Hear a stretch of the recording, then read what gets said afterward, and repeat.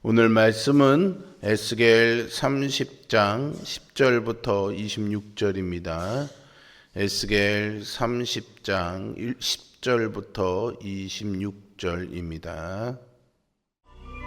주 여호와께서 이같이 말씀하셨느니라. 내가 또 바벨론의 느부갓네살 왕의 손으로 애굽의 무리들을 끊으리니 그가 여러 나라 가운데 강포한 자기 군대를 거느리고 와서 그 땅을 멸망시킬 때에 칼을 빼어 애굽을 쳐서 죽임당한 자로 땅에 가득하게 하리라. 내가 그 모든 강을 마르게 하고 그 땅을 악인의 손에 팔겠으며 타국 사람의 손으로 그 땅과 그 가운데 있는 모든 것을 황폐하게 하리라. 나 여호와의 말이니라. 주 여호와께서 이같이 말씀하셨느니라. 내가 그 우상들을 없애며 신상들을 높 가운데에서 부수며 애굽 땅에서 왕이 다시 나지 못하게 하고 그 땅에 두려움이 있게 하리라. 내가 바드로스를 황폐하게 하며 소환의 불을 지르며 노나라를 심판하며 내 분노를 애굽의 견고한 성읍신에 쏟고 또 노나라의 무리를 끊을 것이라.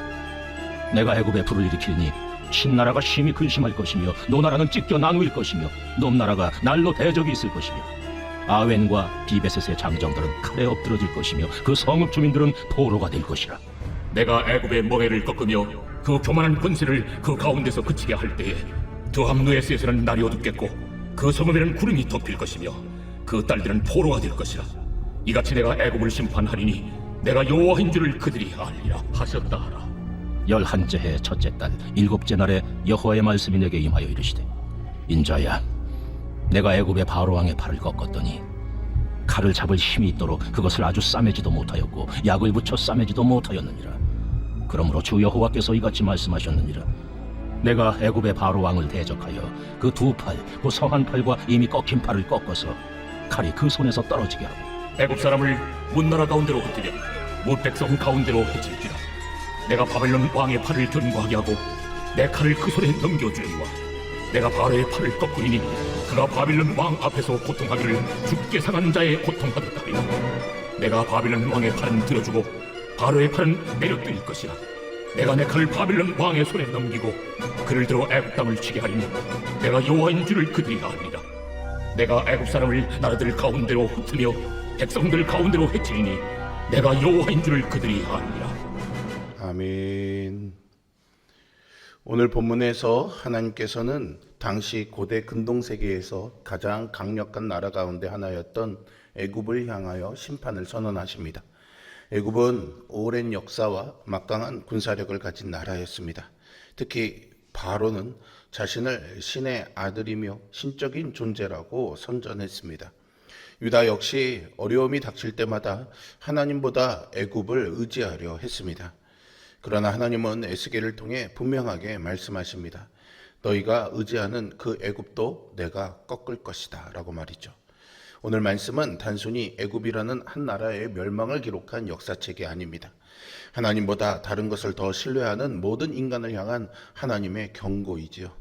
그리고 참된 의지의 대상은 오직 하나님 한 분뿐이라는 사실을 가르쳐 줍니다. 10절은 이렇게 시작합니다. 주 여호와의 말씀이 이같이 말씀하셨느니라. 그리고 이어지는 말씀 속에서 반복해서 내가 라는 표현이 등장하는데요. 내가 애굽의 무리를 끊을 것이요 또 내가 그 모든 강을 마르게 하고 내가 그 땅을 황폐하게 할 것이며 내가 그 우상들을 없애며 이렇게 표현하고 있죠. 그냥 겉으로 보면 느부갓네살이 전쟁을 일으키고 바벨론 군대가 애굽을 정복하는 것처럼 보입니다. 그러나 하나님은 그 모든 사건의 배후에서 내가 행하는 일이다 라고 말씀하시죠. 여기서 우리는 하나님의 절대 주권을 발견하게 됩니다. 당시 바벨론은 절대 의로운 나라가 아니었습니다. 그들은 정복한 민족을 잔인하게 학살했고 포로들을 무참하게 끌고 갔으며 약탈과 폭력을 일삼았습니다. 인간의 도덕적 기준으로 본다면은 하나님께서 사용하시기에 적합한 도구처럼 보이지 않았습니다. 그런데 하나님은 바로 그 바벨론을 심판의 도구로 사용하십니다.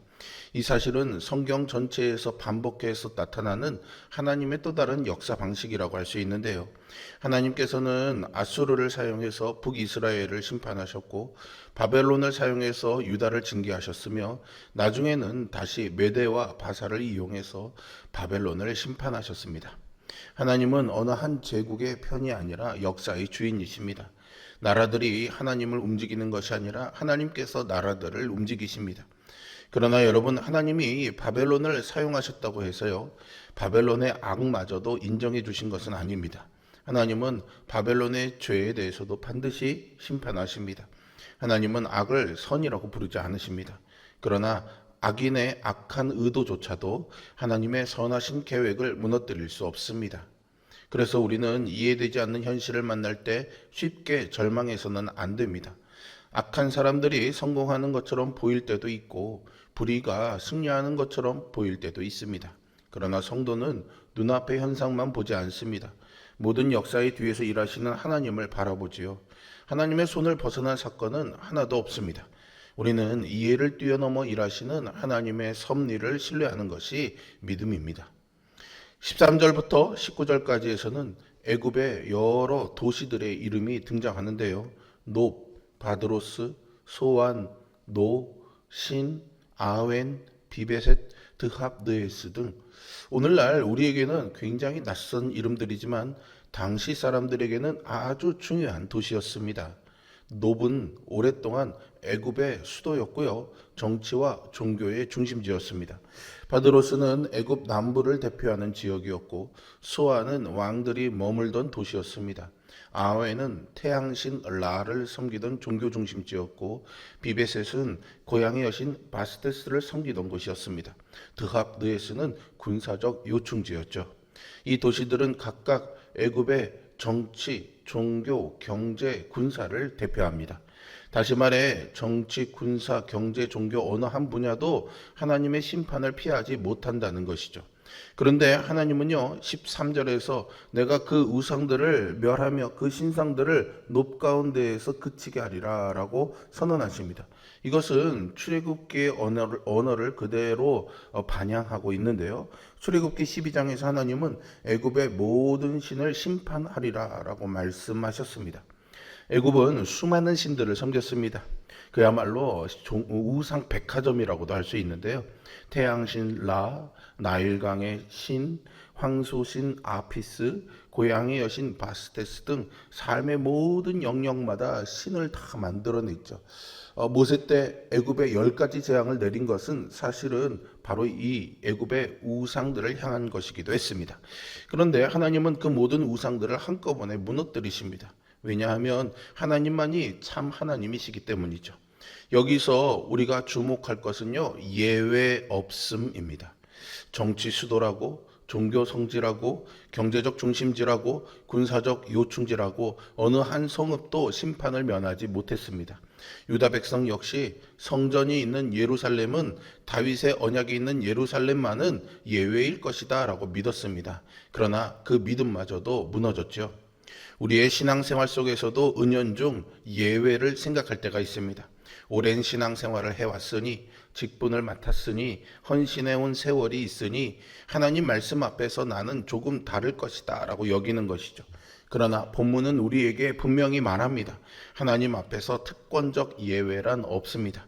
참된 안전은 나의 위치나 역할이 아니라 오직 하나님 앞에 정직하게 서는 데서 나옵니다.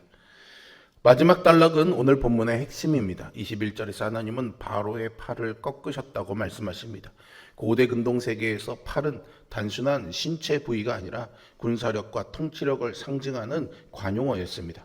본문의 배경이 되는 연대는 주전 587년 예루살렘 함락 직전입니다. 이 시기에 애굽 왕 바로는 실제로 군대를 이끌고 바벨론에 포위된 예루살렘을 구하려고 진군했습니다. 그러나 애굽 군대는 바벨론의 상대가 되지 못하고 퇴각해버리고요. 그 결과 예루살렘의 포위는 오히려 더 강화되었죠. 21절에서 하나님이 이미 바로의 한 팔을 꺾었다라고 말씀하신 것은 바로 이 사건, 곧 애굽의 군사적 개입의 실패를 가리킵니다. 반대로 하나님은 바벨론 왕의 팔은 강하게 하시겠다라고 말씀하시죠. 이것 역시 하나님께서 힘의 원천이 누구인지를 보여주는 것입니다. 인간은 스스로 강해지는 것이 아닙니다. 하나님께서 강하게 하시면 강해지고 하나님께서 꺾으시면 아무리 강한 팔도 힘을 잃습니다. 바로는 스스로 신적 존재라고 주장하면서 나일강을 내가 만들었다라고 선포했던 왕이죠. 그러나 하나님 앞에서는 부러지는 갈대보다 더 약한 존재였습니다. 사실 성경이 말하는 가장 큰 죄는 단순히 교만한 태도가 아닙니다. 하나님 없이도 살 수 있다고 믿는 마음이죠. 내 힘이면 충분하다. 내 경험이면 해결할 수 있다.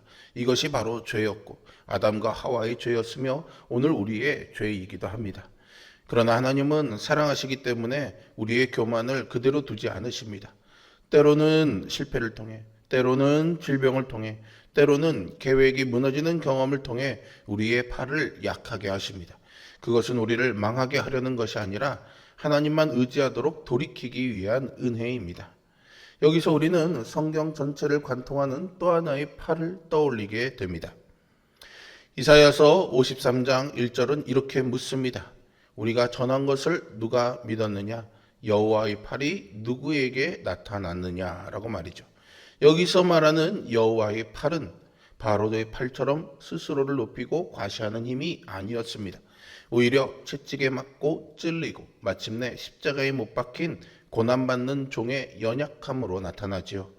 바로의 팔은 스스로를 신격화하려다가 꺾였지만 여호와의 팔이신 예수 그리스도는 스스로를 낮추어 십자가에 못 박았습니다. 이 대조 속에서 우리는 복음의 핵심을 다시 마주하게 됩니다. 우리의 구원은 우리 팔의 강함이 아니라 우리를 위해 기꺼이 약해지신 그리스도의 팔에 근거합니다. 교만은 결국 꺾임으로 끝나지만 겸손은 하나님이 높이심으로 이어집니다. 우리의 구원도 바로 이 겸손하신 그리스도의 순종 위에 세워졌습니다. 우리는 우리 힘으로 하나님께 나아가는 사람들이 아니라 십자가에서 자신의 모든 것을 내어주신 예수 그리스도의 은혜를 의지해 하나님 앞에 서는 사람들입니다. 하나님께서 애굽을 심판하신 이유는 단지 한 나라를 멸망시키기 위해서가 아니었습니다. 애굽이 자신을 신처럼 높였고 유다가 하나님보다 애굽을 더 의지했기 때문입니다. 하나님은 당신의 백성이 피조물을 창조주보다 더 신뢰하는 것을 절대 허락하지 않으십니다. 오늘 우리에게도 각자의 애굽이 있지는 않습니까?